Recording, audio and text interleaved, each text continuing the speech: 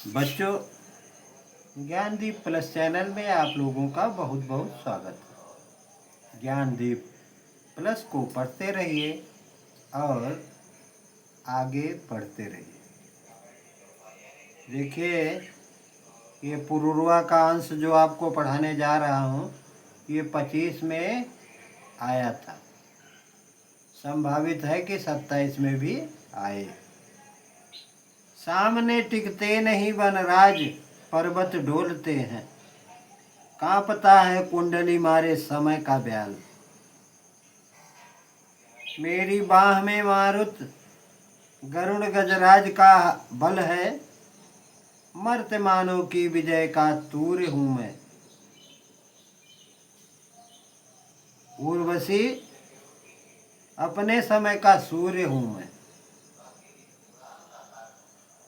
अंधतम के भाल पर पावक जलाता हूं। बादलों के शीश पर चंदन चलाता हूं।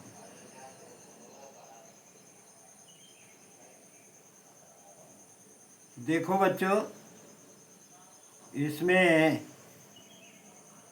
जो ये पंक्तियां मैं पढ़ा रहा हूं, ये 2025 में आया।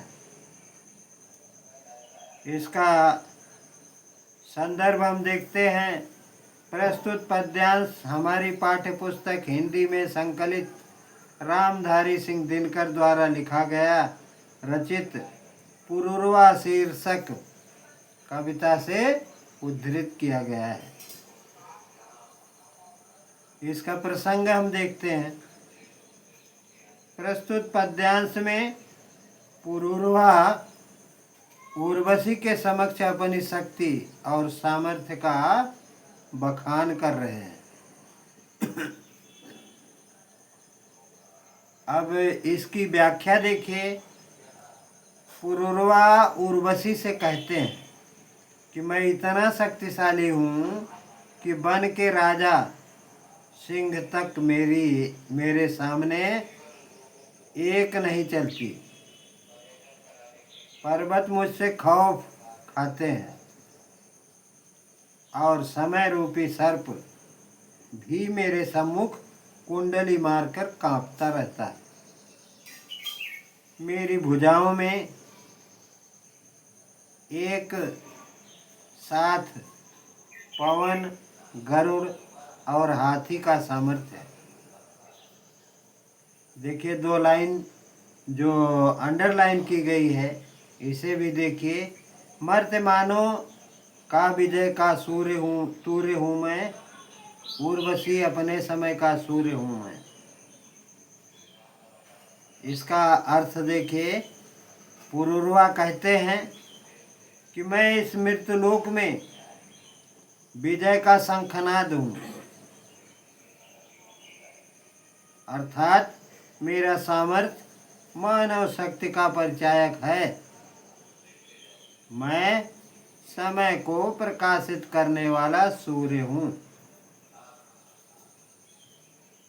अगली 2 लाइन। अंधतम के भाल पर पावक जलाता हूँ। बादलों के शीश पर चंदन चलाता हूँ।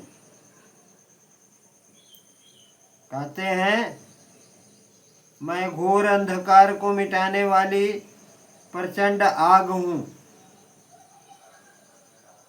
मुझ में बादलों के मस्तक पर भी रथ चलाने की क्षमता है, अर्थात मैं निर्बाध गति से कहीं भी आ सकता हूँ और जा सकता हूँ। आगे देखिए। भाव पक्ष इनका प्रस्तुत पद्यांश में पुरुरवा में असीम शारीरिक शक्ति होने का भाव व्यक्त किया गया है।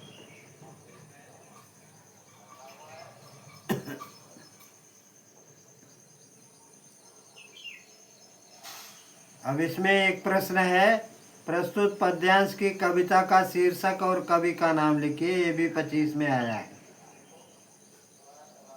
प्रस्तुत पद्यांश हमारी पाठ्य पुस्तक हिंदी के पुरुरवा नामक शीर्षक से ली गई है।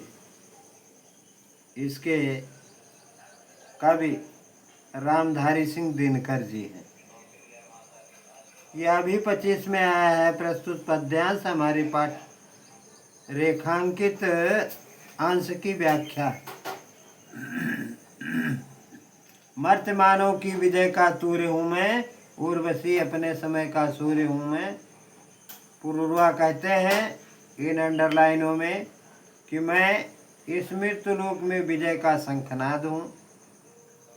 सूर्य माने शंखनाद। और मेरा सामर्थ्य मानव शक्ति का परिचायक है। मैं समय को प्रकाशित करने वाला सूर्य हूँ। अगला प्रश्न है, मर्त्य मानव की विजय का सूर्य हूँ मैं। पंक्ति का भाव स्पष्ट कीजिए। पुरुरवा अपनी सामर्थ्य का प्रदर्शन करते हुए उर्वशी से कहता है कि वह मरणशील व्यक्ति में भी विजय का शंखनाद कर सकता है, अर्थात वह मरणशील व्यक्तियों में भी उत्साह, जोश और उमंग का संचार कर सकता है। अगला प्रश्न है, पुरुरवा स्वयं की तुलना किससे करता है? पुरुरवा स्वयं की तुलना विश्व को प्रकाशित करने वाले सूर्य से करते हुए कहता है कि वह मानव जीवन में छाए घोर अंधकार को दूर करने वाली प्रचंड आग के समान है। अगला प्रश्न हम देखते हैं,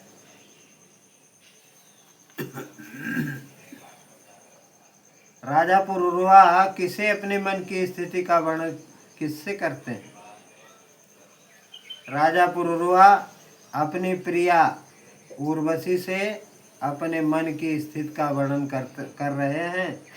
वह अपने पराक्रम और गौरव को व्यक्त करते हुए बताते हैं कि वह अपराजेय हैं और समय के प्रबल प्रवाह के विरुद्ध भी खड़े रह सकते हैं। यह अभी 25 में आया है। और अगला प्रश्न, प्रस्तुत पद्यांश में प्रयुक्त रस योजना का उल्लेख कीजिए। यह भी 25 में आया है। प्रस्तुत पद्यांश में वीर रस की प्रधानता है। यहाँ राजा पुरुरवा अपने पराक्रम, शक्ति, विजय की घोषणा कर रहे हैं, जो वीर रस की विशेषता है। कह रहे हैं, बाह में मारुत गरुड़ गजराज का बल। पंक्ति में अतिशयोक्त अलंकार है और वीरता झलकती। कांपता है कुंडली मारे समय का व्याल। इसका आशय स्पष्ट कीजिए। यह भी 25 में आया है। प्रस्तुत पंक्ति में समय को एक कुंडली मारे हुए सर्प के रूप में दर्शाया गया है, जो भयंकर और शक्तिशाली प्रतीत होता है। लेकिन राजा पुरुरवा कहते हैं कि उनके माध्यम, उनके पराक्रम के सामने खुद समय भी कांपता है, अर्थात इतने शक्तिशाली हैं कि समय की बाधाएं भी उन्हें और कठिनाइयां भी उन्हें रोक नहीं सकती। यह वक्तव्य जो है ये पुरुरवा के आत्मविश्वास और वीरता को दिखाता है।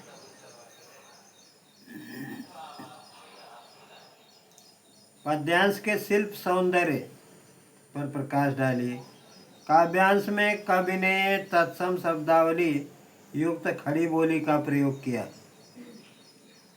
प्रबंधात्मक शैली का प्रयोग करते हुए कवि ने लक्षणा शब्द शक्ति में कथ्य को प्रस्तुत किया है। पुरुरवा की शक्ति का वर्णन करने के लिए वीर रस का प्रयोग किया गया है। अनुप्रास, उपमा, रूपक और अतिशयोक्त अलंकारों का भी प्रयोग करने से काव्य में सौंदर्य अधिक बढ़ गया है। बच्चों, बस आज इतना ही। जहाँ से भी आप लोग ज्ञानदीप प्लस को देख रहे हैं, चैनल को लाइक कीजिए और चैनल को शेयर कीजिए अपने मित्रों को, तथा उनसे सब्सक्राइब करवाइए ताकि मेरा भी मनोबल बढ़ता रहे। धन्यवाद।